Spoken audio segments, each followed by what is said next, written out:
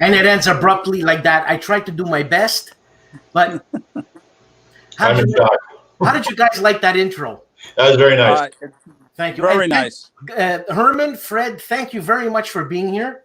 Well, thank you for having us. I mean, it's my pleasure. It's Easter, and we know that Fred and I are Italian, and we should be sleeping on the couch right now after the huge meal.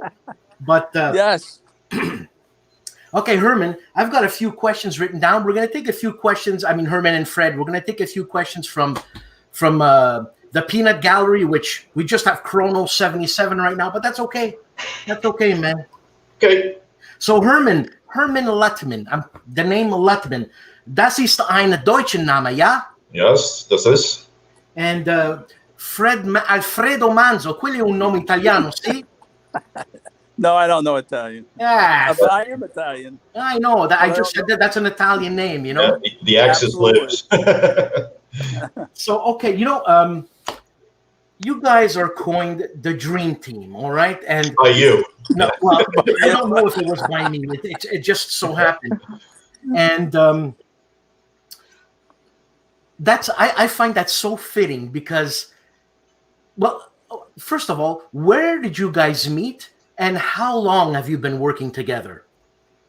You want to take this, Fred, or you want me to do this? Why don't you take it? I'll jump in. Well, let's see. Fred and I met in 2011 or 12. Right at the Consum World in Tempe. Actually, it was before that. Yeah. Yes, we actually met. We actually met the first time at GMT East. Hey, Nathaniel. We met at GMT East when I was first showing my first design, Gettysburg the Wheat Field. You and Harvey, who I had actually heard about, Dr. Harvey Mossman, now retired. And you guys had Gettysburg the Wheat Field laid out, and you guys came up to me and started talking to me, and I happened to ask you where you lived, and you said Long Island. I go, so do I. I forgot all about that. I was thinking of the dealer's room. Then we ran into each other in Tempe, Arizona. Right. I'm like, wait a minute, I just met you a few months ago. What the heck? Yeah. We lived about 20 minutes apart from each other. Right. And Dan, that's the way it goes with gaming groups. You can have gaming groups all over the place. They don't even know about each other. Yeah, I know. And the thing is that, did you guys know of each other? Fred, did you know that Herman was a designer, developer, and you a designer, developer? No. Yeah. I designed games before I met Herman, but they were only for the Wednesday night wargaming club. They were just, it was just games to see how well I could design. So I was not published, and none of them ever got published. And then I met Herman, and Herman needed a playtester, and then he needed a developer, and that's what we did. And we used to playtest and develop games on Wednesday nights for a long time. And every designer will tell you that developers are the most important person they can have. Well, I'm not a designer nor a developer, but I understand the dynamics of a developer. Now, both of you are developers, and I'm going to ask Fred first. Fred, what does it involve being a developer? Is it an arguing thing? Is it a tug of war? Well, it's not a tug of war in the sense that the designer has the last word, but if the designer says this game is going too long, or it's not exciting, or there's not enough chaos in the game. That's never happened. So I have to, it's my job to playtest the game and find any out errors, and maybe try to break the game in playtest it a lot. Maybe talk to if we've got other playtesters. Having good playtesters is really the key. And it's very hard to get a good playtester. I mean, who wants to play an unfinished game 6 or 8 or 10 times in a row? Yeah, I know. And say it's not ready yet, and then say it's not ready yet. A lot of people volunteer to do it, and they end up not doing it. I know. Dozens of people who said they would do it. Right, they sent in. They said, "We like the game." Well, that's good. That's good. I mean, it's better than not liking the game, but we can't work with that. So if they would mention what they liked about it, what they didn't like, or what they wanted, or how many times they played it, it will be a lot more helpful. And getting a really, really good set of playtesters is hard, which we've been very lucky. Who are we talking to? I seem to have you in mind, Herman. Who are we talking to that said they had the most fantastic playtest? Oh, that was our conversation with Rob on Wednesday. I mentioned to you that the Blind Sword series had Claude Whalen and Steve Pointinger. Terrific. And they are the best, right? The best playtesting development team on any project I've ever seen. Yeah. Man, I was just this morning, I was answering a dozen emails back and forth with those guys. They play the living crap out of these games, which is exactly, Fred's job is to be devil's advocate in a certain degree and question what some of the decisions I made, or like you said before, to try to break the game, do something that I didn't anticipate, which he's really good at doing. And then most of our gaming sessions have been, Fred trying to break the game while I'm sitting there and then I have to fix it. Well, okay. So Fred's saying that the designer has the last word. Then let's say a human, Fred is developing one of your games. You, in essence, could say, Fred, I don't like what you're developing, so it's going to be like this. No.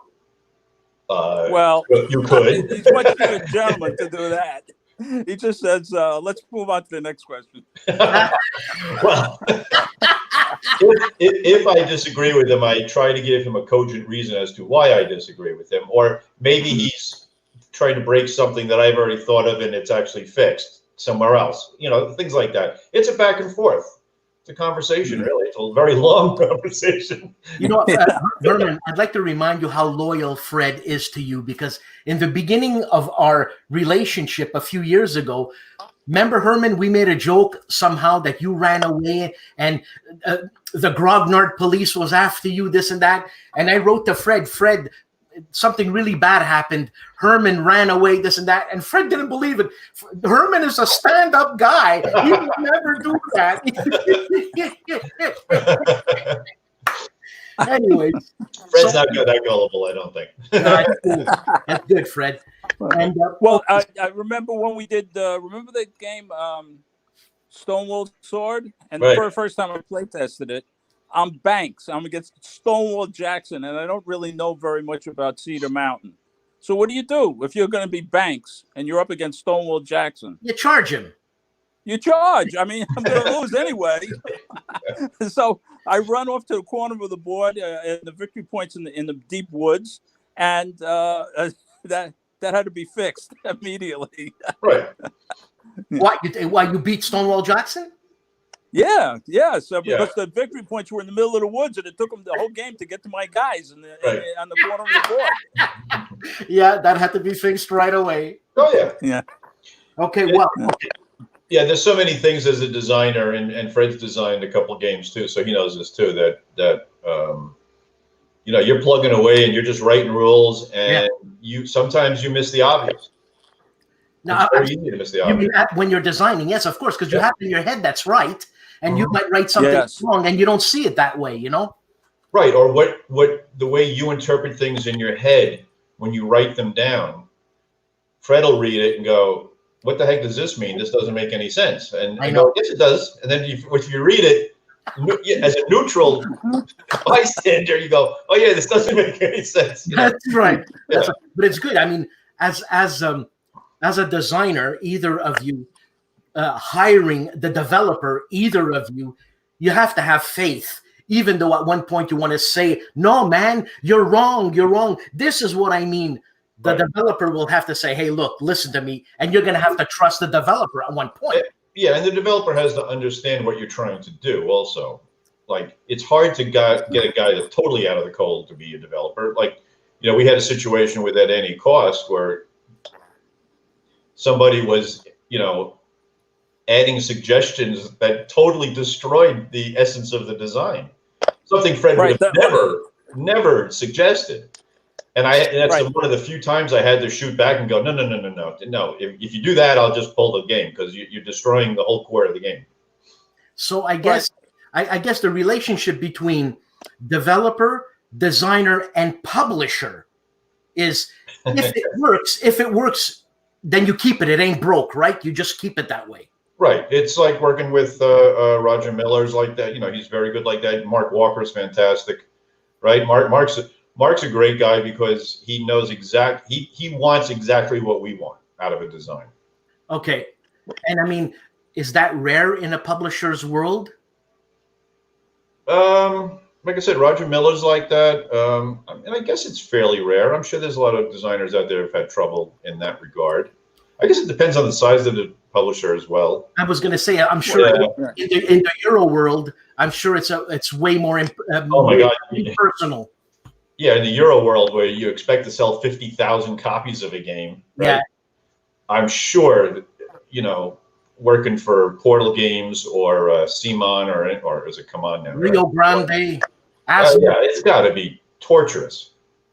Well, I guess basically, I think you're just giving up your rights as a designer, and you're leaving it up to the lawyers or whatever, or the marketers. And what you do as a designer or a developer, as a designer, is you pick the publisher. We don't work for one publisher, so not every publisher publishes every type of game.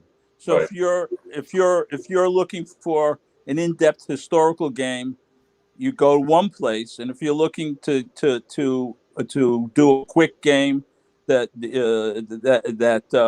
is going to be a magazine game, you go someplace else. So you, in effect, pick the publisher that's going to work with you.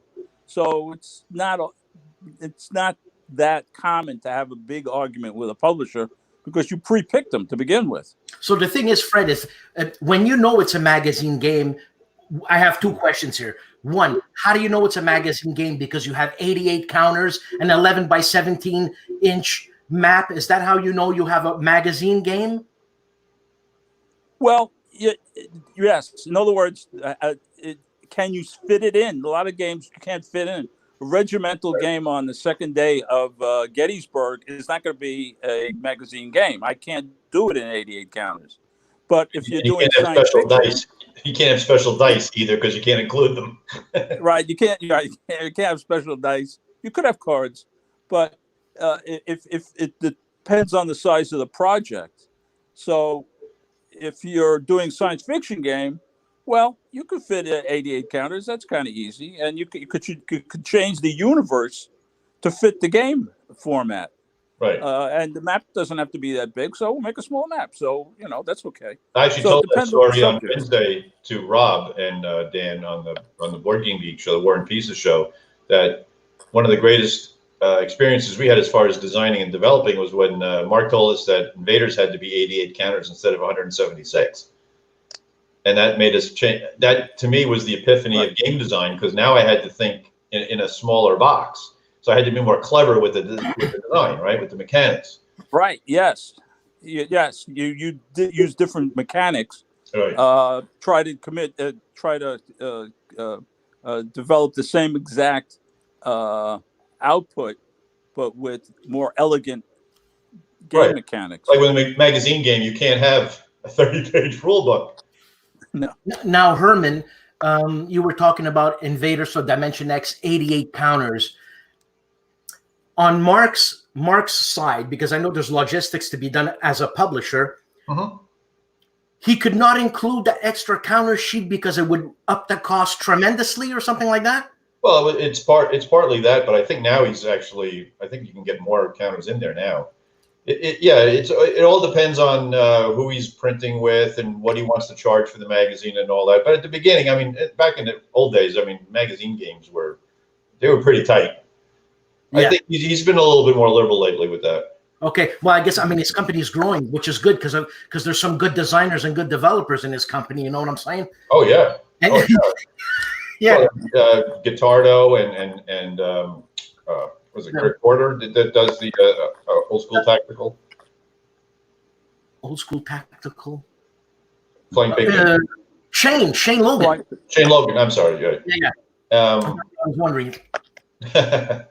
So yeah, he's got a lot of good people working there. You know what? I'm gonna go more in depth and sequence of the questions, but there's a good question here, and I've been wanting to ask this. And Fred, are you the designer of this question here. Any update on Miracle at Dunkirk from Legion? Yeah, I'm not Both the of you working designer. on this?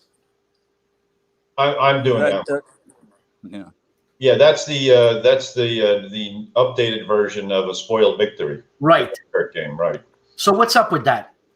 Well, there have been issues at Legion War Games for a while. You know, Randy had some personal issues, so he's been out of the loop for a while. Okay. So just recently, Kim Kangers reached out to me and asked me to you know, jumpstart that whole project.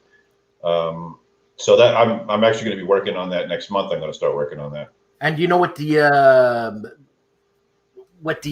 date of shipping or birth of that game is, for lack of a better word? I don't. Everything's very slow at Legion right now. It's hit its he has a what he calls a P250, and I don't know. Have you looked at the numbers lately, Fred? I think it's at 460 or something like that. Yeah, so it was way over. Yeah, it's hit the cut. So it's just a matter of me sitting down and working on it, along with all the other things we're working on. So, I mean, how many games you guys work on at about the same time? Fred will give you that number. Well, right this second, 3 that we're actually working on, and about 5 in various stages of completion or almost completion or non-completion.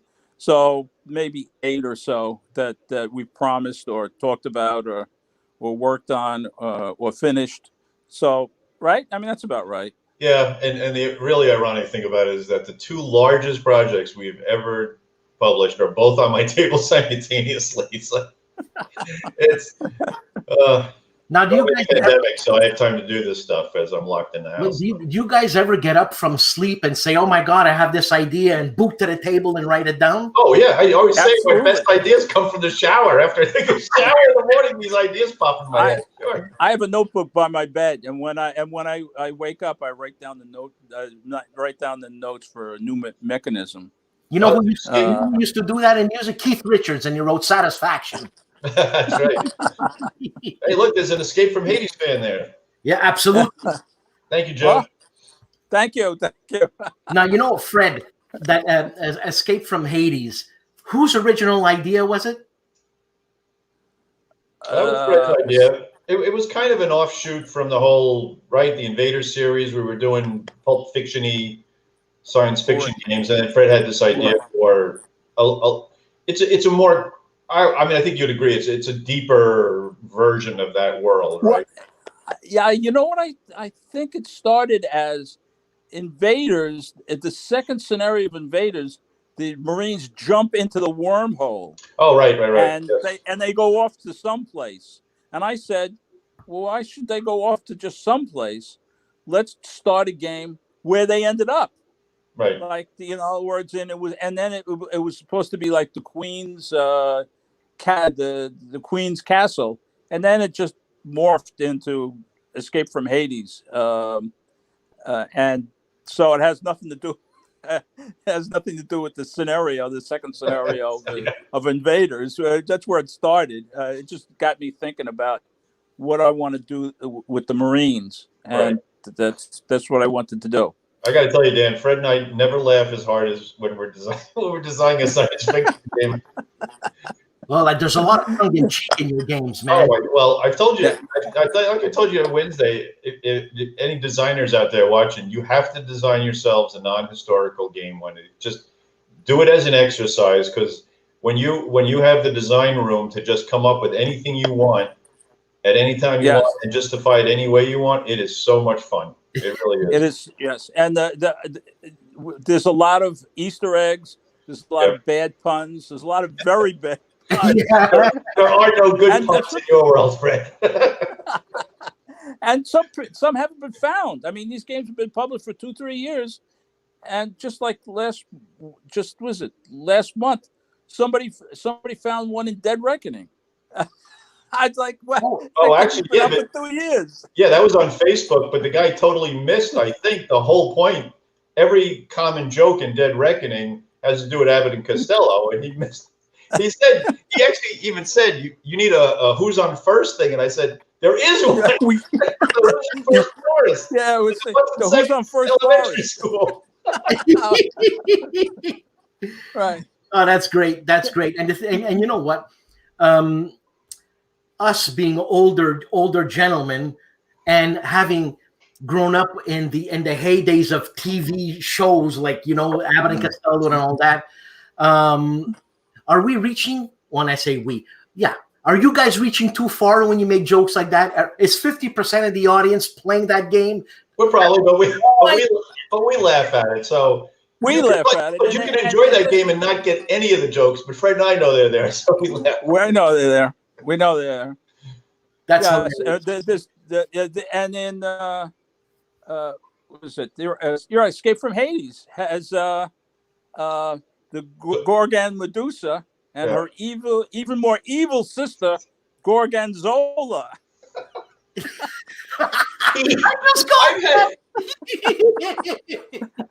I've had to hear that joke for the last 40 years. I gotta tell you. Oh, I just got that. I'm like, Gorgonzola.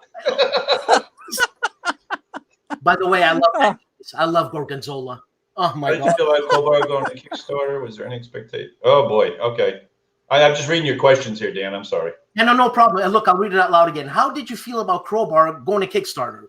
Were there any expectations, or was that purely a publisher's decision? Great question. That is a good question. Yeah.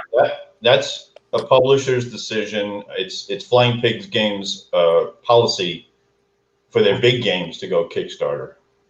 Well, it was. I think he may be changing that, but Mark can correct me.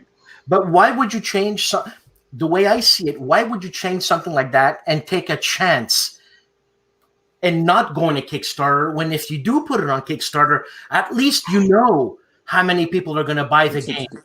It's expensive. It's a lot of work. It's a lot of work. A lot of money up front. It's a lot of money up front. For Kickstarter. Yeah. I got to tell you, Dan, and Fred will confirm this, man. When that was our first Kickstarter game, well, our only Kickstarter game, right? And I didn't know the whole deal with stretch goals and things like that. So I remember driving to work on the Ocean Parkway, right next to the Atlantic Ocean, going by Jones Beach in New York, and Mark's calling me. He goes, "We need a stretch goal." You're kidding?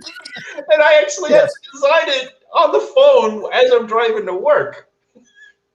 The whole blue dye and the whole idea of the Forvettes expand, all that stuff was just, we're like, yeah, we'll do that. I'll do that. I'll come up with another die and some more events and another chit, and this is all done on the phone as I'm driving to work. Right. And it turned into a whole nother game. It was yeah. We had to design a whole another game. Yeah. And do you find that kind of, for lack of a better word, pressure gets you your best on the table, man? Does that happen to you guys, or it's more of a long, drawn out thing? I think it does. Well, for me, it does. I think if I get it, and right, Fred, we talked about this. If the publisher gives me a deadline, it makes me design better. Yeah, I would think so. But then I like to think about it because the actual idea, the inspiration can come in a flash, but then the nitty gritty and the nuts and bolts. The longer you work on the game, the fewer problems there are, because the more people look at it, the more eyes look at it, the more play testers that look at it, the better. Right. But the inspiration can come in a flash.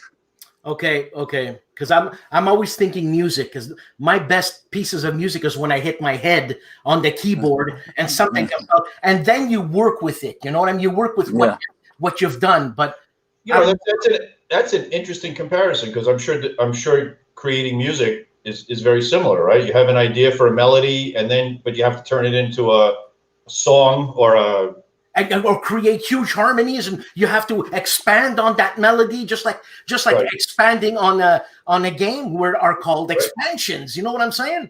Oh yeah. So that's why when you're talking about in the car it came to you, I totally get that. It's like, you guys think yourself as like sincerely as artists. I guess. Look, it's how can you not problem solvers? Like problem solvers. Yeah, well, you're a creator. Puzzle solvers. Yeah, well, you're creating something, man. Yeah, So you're right. I mean, exactly. The creation part of it, I think, is probably it's fundamental. And I think that, I mean, every gamer, I'm sure, has an idea for a game, right? Or and then starts it and then gets 33%. It's getting to the end and finishing the product that's the difference, right? Absolutely. Yes. And showing it to people and saying, here it is. Right. What do you think of it? Okay. A lot of projects never get to the what do you think of it stage. So well, yeah, I understand that too, man, Yeah.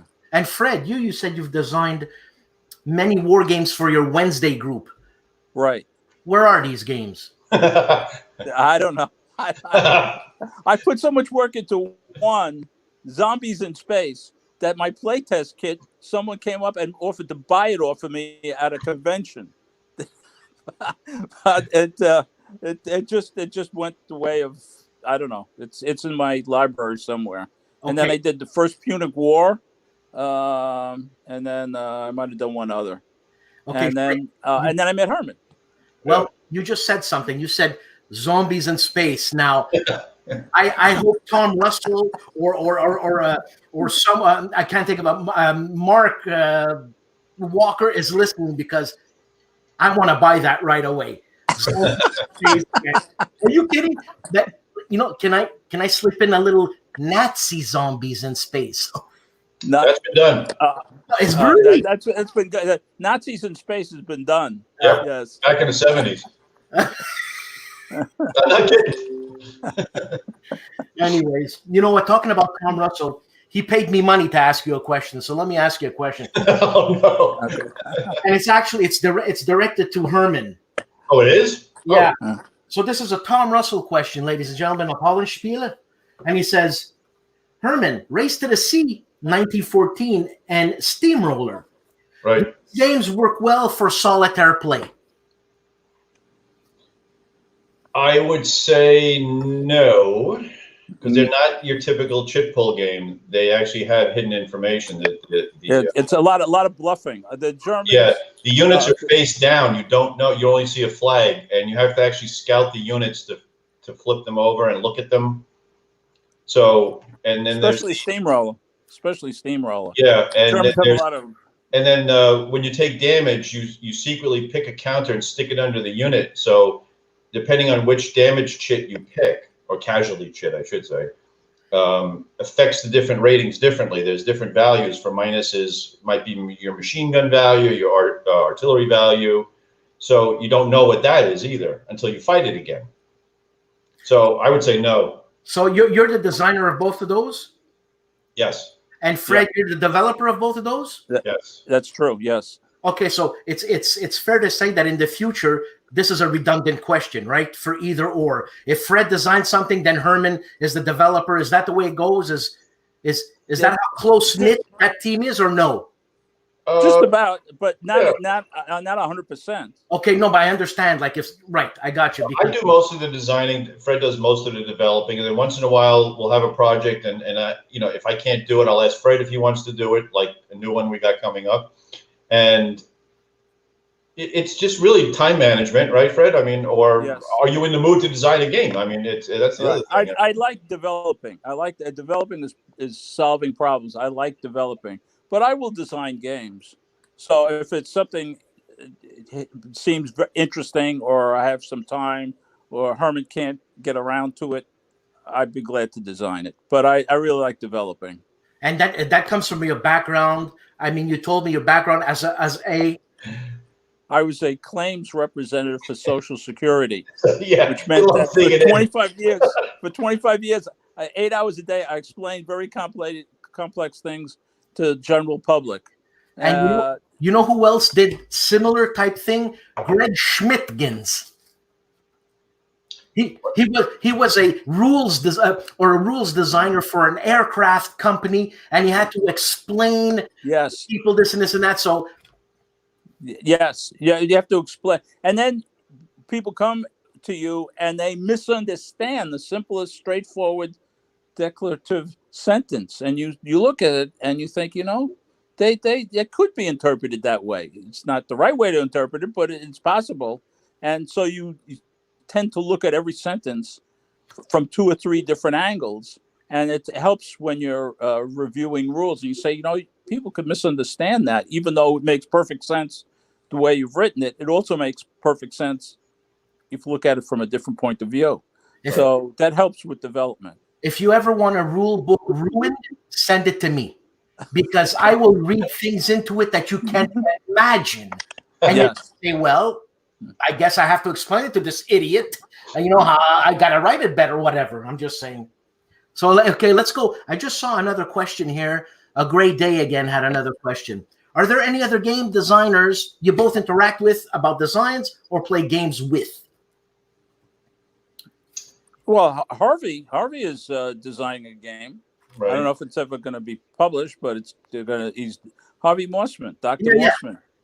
He's designing a game. So what's he waiting for? More than one. What's he waiting for? Until it becomes perfect, I think. That's true. Be perfect. He's been designing it for like 10 years or something. Yeah, I know, man. I understand this perfection thing, but I'm sure you guys have let go something and you said, okay, I'm going to let it go. It's not perfect. Oh, yeah. Right. I mean, yes. Well, you know what they say? You know what they say about artists? Artists say they don't finish a project, they abandon it. That's right. Yeah. So you never finish it. You can work on it forever. Yeah. Yeah, you just have to know when it's time. When have you been stewing it long enough? Yeah, I know. And sometimes the more you work at it, that it loses something. I don't know. Not playing or anything. I'm talking about actually designing, writing it, going over and over. I mean, I know most of the games that you guys deal with are factual, like battles and all that, and there's factual facts, for lack of a better word. And so, you don't have much. What am I trying to say here? You don't have much. Yeah, I guess. I mean, it is what it is. I mean, right. The Germans went in to attack Poland. What are you going to do? No, they didn't go and attack Poland. They attacked Canada or something. You can't. Well, I mean, that's partly why I don't do a Battle of the Bulge game or something like that. I mean, how many different ways can you interpret the Battle of the Bulge, really? Right? And if you let it go too far, then people complain it's not realistic because the Germans can win. Well, you can't have it both ways. It's either an exact replication of history, or it's, hey, there's a possibility that it can go a different way. I think, I guess, the Battle of the Bulge, the thing is that let's see how far the Germans can go because of lack of supplies and this and that. I mean, you're gonna lose anyways, man. Right. That's the way I see it. But just to answer Egre's question here, I don't go back and forth with other game designers. I mean, I've talked to Mark Herman, I've talked to Scott Muldoon, Tom Russell, obviously Mark Walker. I've talked to other game designers, David Thompson. I don't get into the weeds about their designs or my designs. I'm not exactly sure why. I don't know. I guess because everybody has different styles and different takes, and I guess we don't want to cross-pollinate too much. Though I play other people's games all the time and get ideas from that. And right, Fred, we've seen some of the stuff that we've come up with show up in other games. Yeah. I know Fred and I have looked at games and go, wait a minute. But yes, it's happened a number of times, like more than one item in a game. Yes, come from our games. Yeah. Now, as far as playing games with, only like at Fat Dog, we played games, like I said, with Scott Muldoon and Mark Herman, and I'm sure there's other people. I met Ted Racer. I've talked to other designers, but not that much. Here's another question, man. How much do designers get involved with the marketing and promotion of their games? Officially, not much, other than doing interviews like this or talking about it on Facebook. Or writing articles. Or writing articles. Yeah, GMT's big on writing articles in that blog of theirs. where you're supposed to write a different. That happened a lot with At Any Cost. If you go back to look at what we did for At Any Cost, I wrote articles all the time on the GMT blog for that. Okay. But then you could reuse that material, and I did. could Basically, all the historical into... stuff I wrote on the blog, I transferred to the playbook, and then just rearranged it and added to it and subtracted and all that to make it sound, Right. And didn't the school teacher come up to you and say he assigned the player's aid and At Any Cost to his school, to his history class? Yeah, I told that story again on War and Pieces on Wednesday. That was my as a game designer. That was my ultimate compliment, was that somebody came up to me at I keep saying WBC. It was Origins, and they said that the historical article in the playbook for At Any Cost was so good that he uses it in his classroom to teach about the Franco-Prussian War. Who's this? The Farmer's Aid? Who? What? Who's the guys you mentioned, Fred? The Farmer's Aid? You said the Player's Aid. The Player's Aid. Oh, the Player. No, he's talking about the We're talking about the vloggers. The Player's Aid. No, he said Player Aid. I said Player's Aid. Oh, yeah, we're Playbook. talking about Grant and Alexander. Those guys, they owe me money, man. They owe me money. But anyway, Fred, Herman, you spoke about the Mets game, the Prussian War. Yeah. Fred, you were developer on that? Yes. Okay. Yes. Is your name written on the front of the box too? Fred Manzo, developer? I don't think it's on the front of the box. Okay, well, only some publishers do it. I think we have recourse to have them reprint that because it's unacceptable.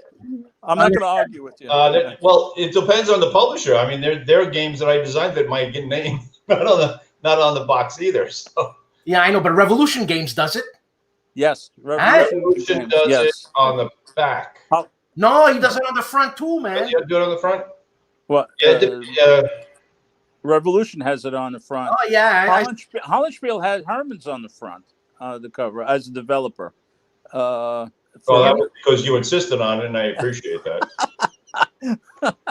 Yeah, it's right there. Yeah. Look, it needs to be there. Come on, I mean, and what about developing a game as you're designing it? Is that kosher? No, people do that, but I find it. Being your own developer? Yeah, people do that, but there's plenty of people that do that, and in my opinion, you can tell who does it. Okay, I understand. So because you always know, everything is perfectly logical and perfectly clear, and you always know what it means because you wrote it and you know what you were trying to do. But with someone coming at it from another angle, they say, I don't understand this. And you go, why? It's perfectly clear. Because to you, it's perfectly clear. Yeah, I know. I mean, I was working on something of vlogging and editing this and this and that. And I called Chantal. Chantal is my girlfriend. Come down, Chantal. Come and see this. And she ho-hums, comes down because she doesn't want to see anything I do. But anyways, and as soon as it started, the title, it was men, children. And I forgot to put the L in children, so it was children. And I didn't see it. I didn't see it. For me, it was men and children, but for her, it was men and children. And it took 2 seconds. She's gone upstairs. No more. But anyways, okay. Okay, enough about me, yeah. Okay, Herman. I love hearing about you. Are you kidding?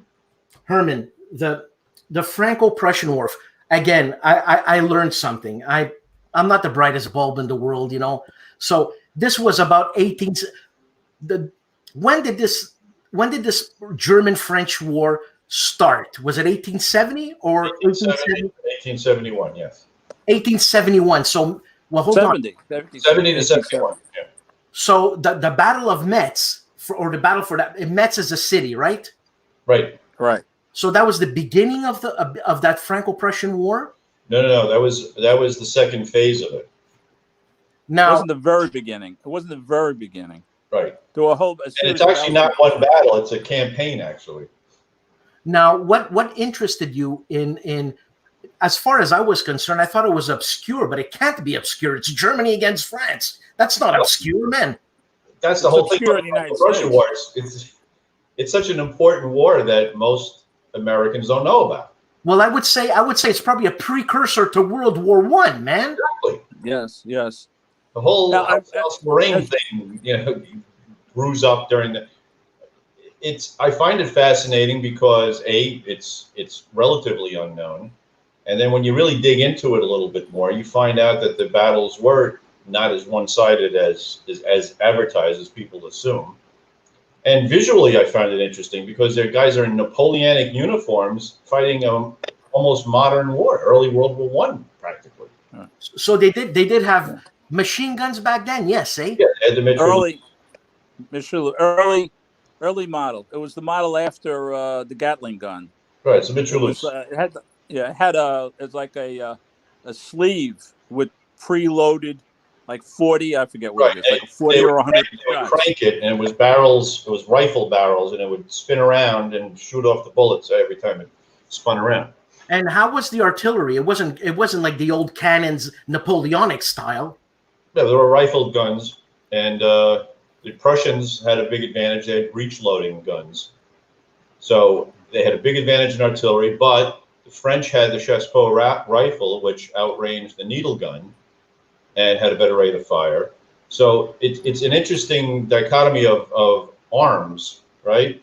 Prussians having a big artillery advantage, the French having a big advantage with the small arms and the mitrailleuse, and the Germans had the better tactics and generals. So it's this beautifully, to me, diverse struggle between two powerful nations. Right, and the French didn't know how to use a machine gun. It was a wheeled, crude weapon.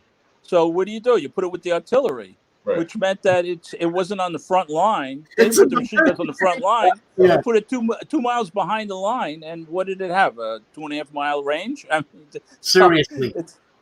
So it was an unknown, untested experimental weapon. Right. It was used improperly. But I mean, that's what happens when you have new weapons, and they are used improperly. Right. They get a lot of criticism for it, but I mean, for the time, it made sense for the time. So, and it's funny. I'm almost embarrassed to say I really didn't know anything about that war. And then it hit me. It's so close to World War I, and I saw they had like machine guns and all that. That's why I asked. I wanted to make sure. It's actually, we're playing as the French. It always reminded me of the East Front in World War II. You had the French had a lot of average morale units, slow moving, and the Prussians had a lot of high morale. Not a lot, but they had high morale units, but fewer in number. So it has the feel of 1941 East Front game without tanks. Right. And you got these great personalities. You got Napoleon III. Yeah, I know. Is that part of France? Yeah. You got Marshal Bazin, who is basically the French version of McClellan. Everything he did was very McClellan-like. He was overly cautious. So, and this guy Napoleon III, if I read correctly, he was actually at the front. Like he would. Yeah. No, he was in command until they decided they didn't want him in command. And he went back to Paris to deal with all the political crap. And then you got the German. Oh my God, Steinmetz, who was just nuts. He was so aggressive that he got in the way of all the other Prussian armies and jammed them all up. And he would attack these insane attacks, which is why there's the Prussian aggressive tactics chit in the game, because they would just go charging across ravines and up hills, and it's crazy. So again, I won a couple of games by having him charge out of a victory point X up a hill into a French position. But see, that further to our discussion from War and Pieces is that's a perfect example of something a gamer, right? If you're a war gamer, you won't do those kinds of attacks that the Prussians actually did do, right? So in the game almost has to make you do them, or in this case, it has the French player make it do it for you, right? Otherwise, you would never do these insane attacks. Why would you? Wow, I'm actually blown away by. I mean, getting prepared for this interview, I had to read up a little bit, and I was like, man, And again, I'm going to strongly say, for sure, this was a precursor to World War I. How can it not be? Right. How can it not be, man? You got two hard-headed armies. You got the French and you got the Germans. I mean, you can't get harder head than that, man. Right. And anyways, okay. And that was like the playoff round for the control of Europe, the dominance in Europe and over Germany, right? Because the French beat the Austrians in 1859. And the Prussians beat the Austrians in 1866, and this was kind of the winner bracket for who was going to control Europe. So then World War I was not obviously it was a precursor to World War II. And I mean, basically World War I and World War II, the way I think about it, is one big war. It's just the European Civil War. It's the European Civil War. And you have to involve the Franco-Prussian War without question. And I'm sure you could even go back and Right. Actually, somebody just posted you could go back to the Napoleonic Wars that set up this whole parade of things that happened. Absolutely. Okay. Let's change the subject. Let's talk about cooking. I'm joking. I can't cook. How's that? Herman, you let it out a little bit, and Fred was trying to keep it under wraps about the GMT. There's a new game brewing up that I'm super interested in, but I'm bound by secrecy here. I don't know what to say, so I'm just going to say... It's all right, because I don't know what to say either. Go ahead. Talk to us about this. It's a game. It's a game. It's a game. Where did it take place, this game? Well, Dan did a great video about it, which we can't show yet. It's like I'm pulling teeth here. Okay, let me rephrase.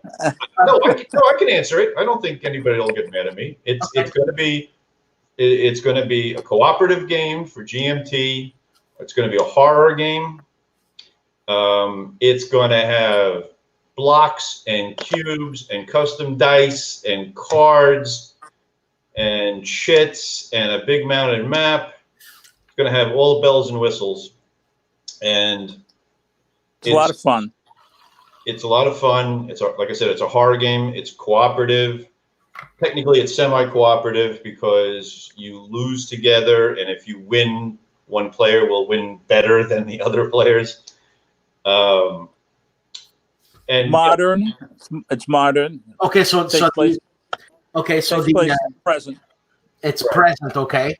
Right, and it's about a historical event that nobody knows about, that only we discovered the details because we interviewed all the survivors and got the Freedom of Information Act going, and we got all the secret documents. Does it happen in the United States of America? Yes, it does. It does. Does it happen on the West Coast of the United States of America? America? No, it does not. No, it doesn't. Does it happen on the East Coast? Yes, it does. Yes, it does. Okay, so somewhere. It's in a very isolated area, very contained area. That sort of like floats off the East Coast. It floats off the East Coast. Yes, it does. Not really. It's not an aircraft carrier. Does it involve the Statue of Liberty? Is it close to the Statue of Liberty? No. No. Well, the real place is near the Statue of Liberty. The fictional place is down off the Carolina coast. And does it involve Jamie Lee Curtis? Does it involve Jamie Lee Curtis? It could, actually. It could.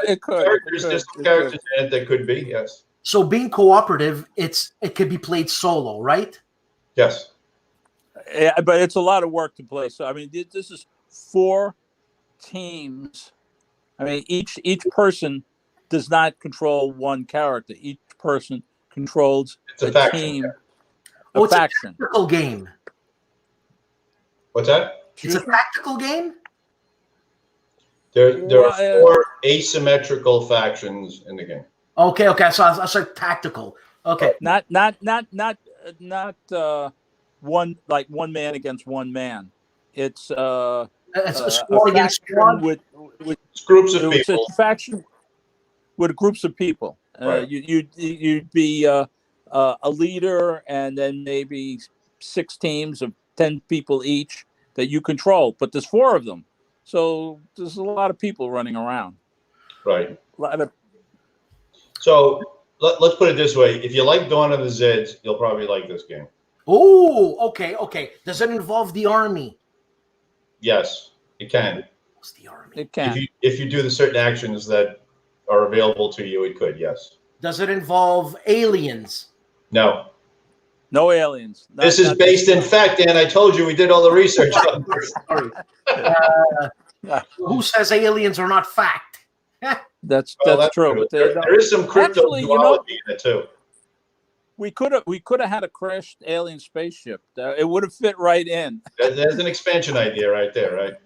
Guys, I can offer my services as a the story. Anyway, it's being set up to go into the P500. We just have to go through through the whole process of getting it ready to go to P500. So now is this because you guys are sitting on your butts? No. Yes. yes. And do you know when the estimated time of arrival at the P500 will be? I'm anticipating this summer, but then again, with the way the world has been, who knows? Yeah, I know. I mean, the world has got to get back on its feet economically somehow. Yes. I don't know how, because this is free. I mean, I've heard Amazon is not shipping if it's non-essential. Well, they're prioritizing. So if your thing that you ordered is not that important and something else more important's got to go out, your thing's going to wait. But yeah, well, I ordered 3 bottles of ink for my fountain pen 2 months ago, and I'm still waiting for it. Oh, sorry. Yeah. And I need to write. Anyways. But to GMT's credit, their process of weeding out P500 titles has gotten a little tighter now. So you have to go through more things before your design will get to P500. So my part is just about done. But Is Herman, all right. Well, as far as I knew until just now. But, well, the problem is Fred and I live 800 miles apart now, so it makes it a little tougher. Yes. Now, but Herman's working on it. No, it's done. It's done. The process. Can you run us through the process? Like, you have a game and you present it to GMT. What is the process? The process is I get the game as well as I can get it, and then I meet in this case Andy Lewis at PresCon, and I show it to him. Now he already knows about the game, right? I mean, just from emails, and I send him some documents and explain it to him, and then I demo it at Fred was there and Andy was there, and we just show it to him and how it works, and he asked me basic questions, and I mean Andy's really good. He knows whether he wants it or not. Right. And it has nothing to do with what a prototype looks like. Like if you have a great idea and it's written on a coffee napkin, does that work? It works if you can demonstrate the game properly. Yes. Okay. Yeah, that's a big misconception. A lot of guys think that they have to have everything graphically. Do you know what my graphics are? My graphics are clip art on an Excel spreadsheet that I designed the whole map on an Excel spreadsheet just by filling in colored boxes, gridding it out and typing in there and everything. So it doesn't have to look great. Okay. Right. And Escape from Hades, it was clip art. It was paint in Microsoft Paint. It was hand-drawn map, and then it was word counters that with different background colors that I cut out and pasted on cardboard. So it should be presentable. It doesn't even have to be semi-professional looking. It has to be presentable. Okay. And the important part is the game. The game has to be solid. It has to be enough to show whoever you're showing it to that it's a good game. Okay. Okay. Let me run down some of these questions because I got carried away here. All right. And there's Michael Malin wants to loan me some ink. I'll send you my address, Michael. Okay. I can loan you some ink. Let's talk about Dawn of the Zeds. Okay. All right. So Dawn of the Zeds. Were you involved, Fred, with Dawn of the Zeds? No. I got involved when the second. Want to remember when the second edition came out, and Yeah. I got lost on the first map, and I had guys wandering into the woods and into the mountains. I do. And they had to switch the maps. Yeah, That was people on the second edition realized that, and I mean, I realized it after Fred pointed it out, and then I tried it, and I go, "Oh, he's right." Is that the first version of the map was, I don't want to say illogical, but it was tough to follow. Let's put it that way. So you're talking about the Tim Allen map, which you have, because I saw the copy you held up on Wednesday, and it says with Tim Allen map on it, right? Okay, and is that the corrected map? That's the second version of the map, which more closely resembles the first edition of the game. Okay, so the first edition came out in 2011, right? That sounds right. Yeah, it's right because I looked it up. Okay.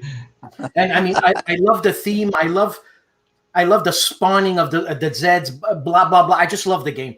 So now, the second edition came out. Why? That was a box game, right? So that was VPG doing a boxed version of that game. I mean, it was a big hit for them in the first edition. Okay. And then he got into the sleeve boxes, which is what you have, and that was just VPG stepping up their production to another level. That's also when they had the laser cut counters and all that. Right. Now, personally, what I was saying before, when you hack at a design, you lose something. This is where the third edition for me lost something.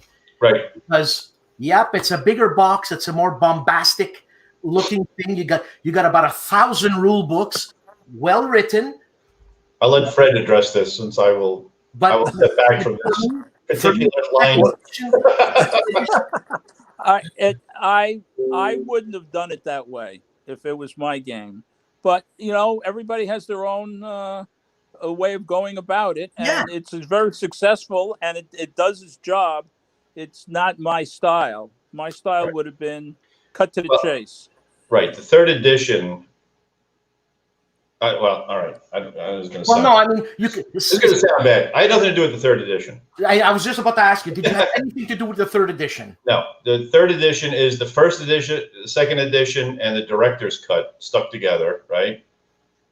For the solo part, right? Because it was designed originally as a solo game. Right. Okay. Third edition introduces that whole co-op version. Yeah. Which I had nothing to do with. Right. Right. Now. It's just not my style. It doesn't mean it's wrong. I mean, it's very popular. People like it. I wouldn't, if I had been designing it or developing it or had any say in it, it would have looked like a different game. That doesn't mean it would have been a better game. It just would have been a different game. It's not my style. Do you know if that game really did very well? Very well. Oh, okay. Oh, yeah. Okay, so basically, who cares what we think, right? Right. Well, right. Yeah, I mean, production-wise, it's a lot better, obviously.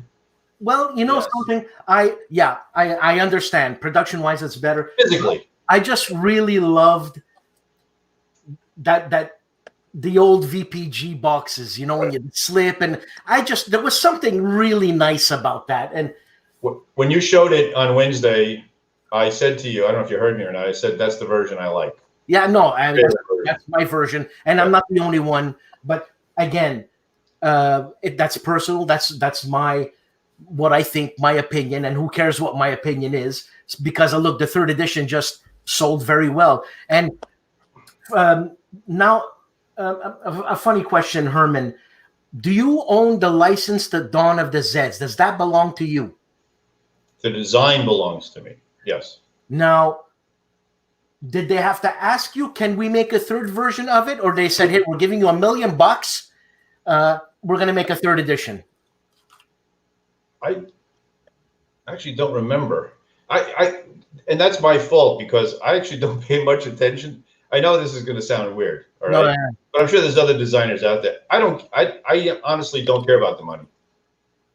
Like Mark could say, I'll pay $100 for this, or another say $3 per game. I say whatever it is, it's fine. I do. I enjoy doing it. So I probably, yeah. I mean, I signed a contract that said yes. I sign off on you doing the 3rd edition. You know who was like that? Gordie Howe was like that. Oh, that's a good company. They would come up to him. They say, "Okay, Gord, we're going to renew your contract," and he says, "Great, just write the money down. Who cares?" Look, there are not very many designers other than Eric Lang and Reiner Knizia and guys like that. Yeah, who are making a living off of this thing. Maybe Mark Herman is now. I don't know, but it's extra money. I do this because I like doing it. Obviously, when I stop liking doing it, I'm going to stop doing it. Right, Fred? I mean, it's yes. It's not the money, because we put in hundreds of hours on a game, and I know it's not the money. No, it's not the money. You're exactly right, especially in wargaming, right?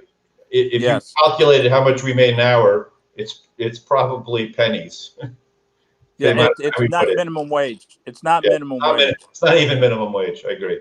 Well, gentlemen, I'm gonna get one last question, because I know it's Easter and we all have to go to sleep. And I'm not sleeping today. We got a huge storm coming through here. Really? Yes, we got tornado warnings and everything. You moved to a different part of the country. Yeah, okay. So what's the average time from design conception to the game hitting the streets as complete? If Mark Walker asks you, a week. Mark Walker, a week. Okay, I understand. Right. It depends on how complex the game is. A magazine game, what would you say, 3 to 6 months? A magazine game, like see, like a game like Invaders. I remember Fred and I designed Invaders, I think, in one weekend. Well, it wasn't finished though. I wasn't finished, but we had everything down on a weekend, including the puns. Yes, but a game like, for example, this GMT game that's coming up, and the Gettysburg game that we're working on right now for Flying Pig Games, which is another huge project. The GMT game I've been working on for like 2 years. I mean, yes, this is like I think this is the 6th edition version. I think. Yeah, it's gone through a lot. Version. Yeah, you guys should only know how many versions. I mean, not every game, but I'm talking about the complex games, how many versions we go through. Like the GMT game, honestly, looks very little like it did when we started. Yeah. Matter of fact, there's so many versions. Variations. There's so many versions that I'm not really an expert player in these games, because I remember all the different rules. The rule changed 5 times. Right. And I have to remember 200 rules, and they each had 5 different versions. Right. So, I can play the game, but I'm not an expert level of it, because I haven't played the same game enough times to be an expert at it. Designing games is like sausage making, and I know a lot of people say it, but it's true. It is an ugly, messy process that involves hundreds of emails back and forth and a billion versions. So for a game like the GMT game, it's been a couple of years. For the Gettysburg game, which is based on The Devils to Pay, we already had a basis to work from. So that's only taken a couple of months, because we have the basis already. Now it's just a matter of designing scenarios and testing the game. No, right? Hold on. Like I was going to end the show, but then you threw in this Gettysburg game. It actually, the 2 games I'm working on actually have different, totally opposite design times. Like they're both big games, but the Gettysburg game is a lot faster than the GMT game is, because of where they start from. Right. So there's a GMT, there's a Gettysburg game coming out by Flying Pigs. Yeah, a big one. Yes. A big one. A big one. Big one. A big one. And you tell me this now. Big one. 7/8" counters, 2 huge mounted maps by Rick Barber. 10 scenarios. Well, actually, we might be up to 12 scenarios now. I Other scenarios use only one of the 2 maps for people who don't like to use the 2 maps. But we're gonna have. There's one map scenarios. Yeah. Is he doing the big, like old school tactical type box with the big map? Oh, yes. my God. Yes, it's going to. Well, I know this sounds very braggadocious, but we want to make the ultimate Gettysburg game. We want to make Gettysburg a game that's big, beautiful, but still playable. Oh man, I can't wait. But yeah, I love that braggadocious word. Yeah, we're trying. We're trying. It's good. It's really good. I've played it a number of times. I haven't played it since PresCon, but I played it a number of times, and it is really good. It's a lot of fun. The playtest team loves it. The guys playing it love it. So to finish answering the question, the average time really kind of depends on the design you're doing. If we're doing like an experimental design for Tiny Battle, it could be 4 months, 5 months, 6 months, something like that, or a Yeah Magazine game.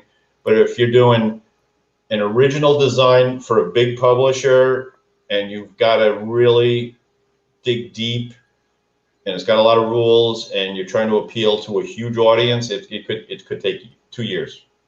Now, the Gettysburg game, do you know when this is coming out? Well, the original plan was to kickstart it in June, I think. Wow. Okay. That's again. I don't know what the situation with the world, the way the world is. I don't know if that's going to happen or not. Yeah. Anyways, Fred, I know you don't do interviews very much, but thank you very much for doing this. I really appreciate it. I think this is Fred's first interview, isn't it? No way.